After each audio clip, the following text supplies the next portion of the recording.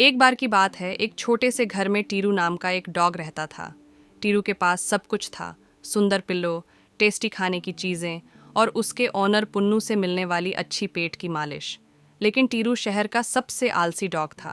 वह न तो दौड़ता था और न ही कुछ लाता था, और वह मुश्किल से अपने बेड से हिलता था। टीरू ने सोचा, जब सब कुछ मेरे पास है तो मैं कुछ भी क्यों करूं? वह इतना आलसी हो गया कि वह ढंग से अपनी पूंछ भी नहीं हिला पाता था। एक सुबह टीरू की आलस्य ने आखिरकार उसे जकड़ लिया।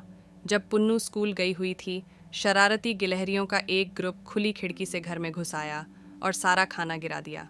टीरू बस देखता रहा, जम्हाई लेता रहा, जबकि गिलहरियाँ सब कुछ गंदा कर रही थीं। कोई और इसे साफ कर देगा, उसने सोचा, और फिर से झपकी लेने के लिए अपनी आंखें बंद कर लीं। पुन्नू घर आई, गंदगी साफ की, लेकिन टीरू के लिए कोई खाना नहीं बचा था। वह आलस से रसोई में गया, लेकिन पाया कि उसका खाना खाली था। क्या खाना नहीं है? टीरू ने रोना शुरू किया, लेकिन वह इतना आलसी था कि कुछ भी करने के लिए तैयार नहीं था। उसने जोर से रोने की कोशिश की, लेकिन पुन्नू ने कहा, आलसी कुत्तों के लिए कोई खाना नहीं है टीरू, तुम्हें अपना खाना खुद कमाना होगा। भूखे और निराश, टीरू को आखिरकार रियलाइज हुआ कि उसका आलस्य उसे परेशान कर रहा है। वह उम्मीद नहीं कर सकता था कि उसे सब कुछ मिल जाएगा। अगले दिन जब पुन्नू ने पूछा, टीरू, क्या वॉक पे जाना चाहते हो? टीरू उछल पड़ा और सदियों में पहली बार अपनी दुम हिलाई। उसे एहसास हुआ कि घूमना फिरना, खेलना और मदद करना कहीं ज़्यादा फ़ायदेमंद था। अगर तुम दूसरों की हेल्प करोगे तो दूसरे भी तुम्हारी हेल्प करेंगे।